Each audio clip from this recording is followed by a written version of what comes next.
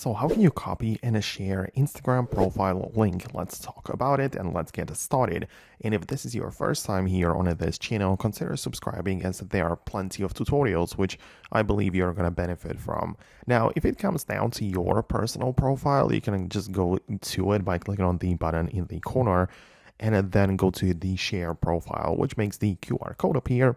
You can share that, but you also have the ability to click on a copy link, which is right below, right? It's pretty simple for your own profile. However, if you would like to share someone else's profile, it works a little different, kind of, similar in a sense, but it's not exactly the same thing because you can go to that person's profile and just click on the three dots in the top right corner, click on share this profile, but you can see that you can share it with other people or send it over a DM and stuff like that. So apparently you don't have any link to just copy, right? But you have to click on the share this profile again like this, and you can see this is actually going to be the link now. So you can tap on copy, and that is something which you can paste into a message or browser or literally anywhere else, right?